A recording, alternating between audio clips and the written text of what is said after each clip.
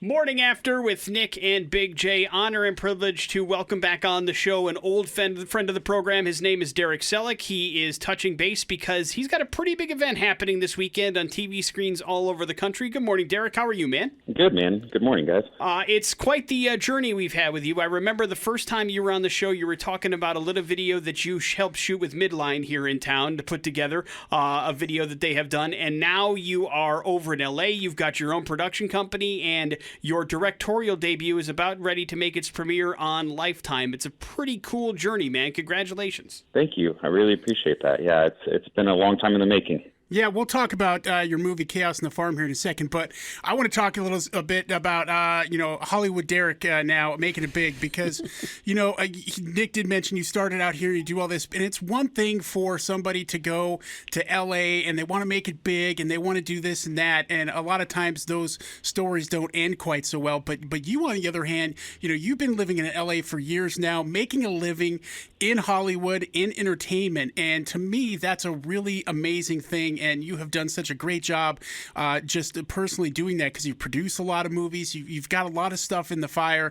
the iron, so to speak. So congratulations, man. Well done. Thank you so much. I really appreciate that. Yeah, I mean, it's a pretty cool story. And Derek, as Big J had mentioned, this isn't your first rodeo when it comes to film production. You've been on set, you've been doing a lot of films, a lot of movies, but this is the directorial debut for you called Chaos on the Farm. Premieres on the Lifetime channel on Sunday. You can watch it. And talk about that journey, Derek. How did it go from somebody who was on set to now somebody who's actually writing, producing, and directing films?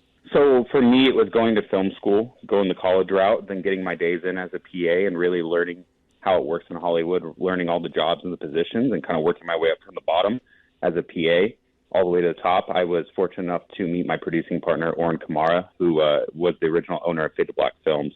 Currently, we co-own the company. I did about 5 movies. This is our 5th movie with him that we produced together, first one directing. But a lot of it was just really being patient and putting in the time. And just knowing that one day my opportunity will come to direct. My goal has always been to direct, not to just produce. I love producing, but, producing is often just problem solving, where directing you get to dive into more of the creative side and get to really have fun and tell a really cool story. So it was, a lot of it's just been being patient and just knowing to stay focused, and it will happen one day.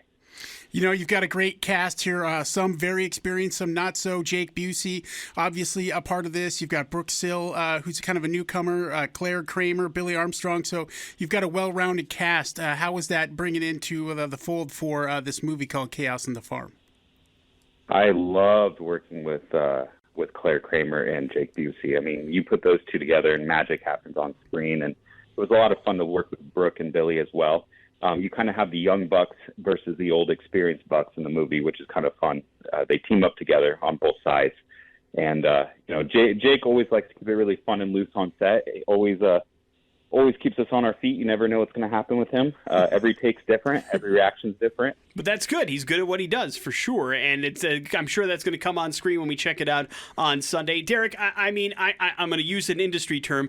For those that aren't familiar with the movie Chaos on the Farm or the story behind it, give us the elevator pitch. What is the actual kind of story behind the film? So basically, it's about a girl named Jessica whose mother recently passed away, and she inherited a bunch of money in the will, and part of that will is her estranged aunt and uncle inherited money as well, and she has to go out to the farm and give them the money. And when she gets out there, things seem a little odd. Yeah, there's some weird stuff happening on the farm. I could tell you that from watching the film. Definitely some weird stuff happening. But you said this is also kind of inspired a little bit on true events, right? Yeah, so it's actually about a girl based out of over in Missouri. Unfortunately, she didn't make it in real life, but her Uncle Lawrence kidnapped her and buried her in the bottom of a barn. Now, it's very much inspired by, so the difference between inspired by versus based on is inspired by is probably about 1 to 5%, where based on is more about 85 to 75% accuracy. So we're about 5% based on the story. Still, there's math involved in movies. Who knew, man? Oh, yeah.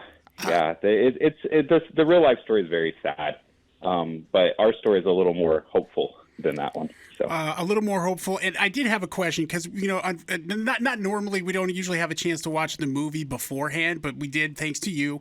And so we did check it out. And to me, I was like, one of the things I think is difficult about movie making, maybe it's not, but there seem to be a lot of like eating scenes, like a lot of dinners and things. It is on a farm, and that's part of everyday life. But it seems to me like that would be a difficult thing to have to shoot a reoccurring like that.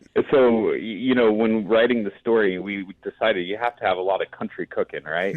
Well, we decided to do charcuterie and to do dinner and to do pie and to do breakfast and to do every meal we could think of. And I think after we shot all that, Jake Busey wouldn't talk to me for a few weeks.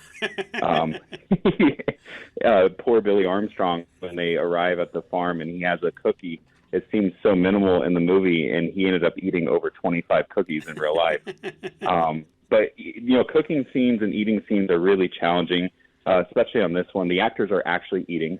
If you watch them, they actually do chew and swallow. And I think Jake ate probably 8 or 9 steaks, full steaks.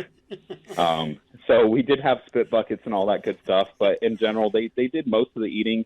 It's really hard to keep it, accurate with the continuity and all that. And then, your actors do get a little grumpy from time to time when they're like, dude, do I have to eat another one, please? Can we be done? Next shot. I get it, man. But you did a great. The movie looks fantastic. Did you shoot it in L.A. or were you guys on location someplace else? So we were in Santa Clarita. Okay. So right above L.A.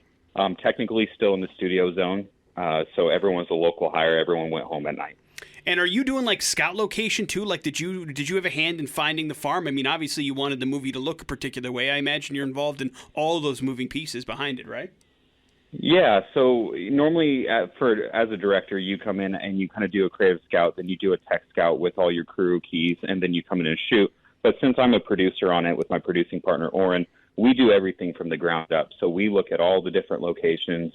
We go to various places, and then we make the deal and go out there.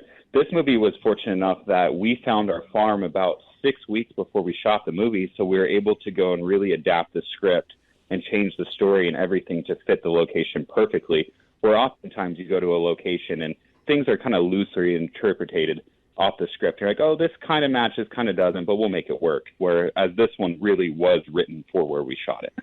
Well, I mean, great job, Derek. It looks great. It's a dang good movie. It's going to be great for Lifetime this Sunday. And, hopefully one of these days, like I said, we talked about this before about you shooting a movie sometime, maybe location here in Idaho. That would be fantastic. But one of these days, man, you're going to be directing a blockbuster. I know it. I appreciate that. Yeah, we would love to shoot out there in Boise.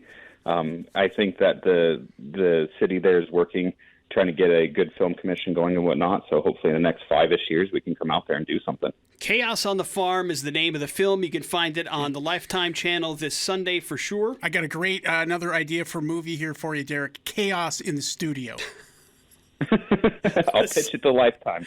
Dude, now, if I have to bury Big J underneath the studio in order to make that happen, you let me know. I'm not saying you're gonna be fine. It'll be very hopeful. Like Derek likes these hopeful movies. We bury an intern. I see. We got to get one of those first. But, hey, man, seriously, we appreciate you. We know how hard you've worked to get to this point. Congratulations on the directorial debut. If people want to follow your story, your success, your socials, what's the best place to do that, Derek? Instagram's a great place at Derek Sulek, DerekSulek. Beautiful. Find him. It's worth a follow. You can check out all the cool stuff he is up to. And I know you said you already have another one in the can, so this is not the last movie we're seeing from you, is it, sir? No, The Whispering Woods. It'll be renamed. Lifetime always retitles. This one was originally called The Farm, renamed to Chaos on the Farm. But you'll see the next one probably late September, August. Then we got to catch up again, sir. You understand? Looking forward to it, guys. Love it. Thank you, Derek, for the time, man. And everybody watch Chaos on the Farm this Sunday on Lifetime. Thanks, guys. Thank you, sir.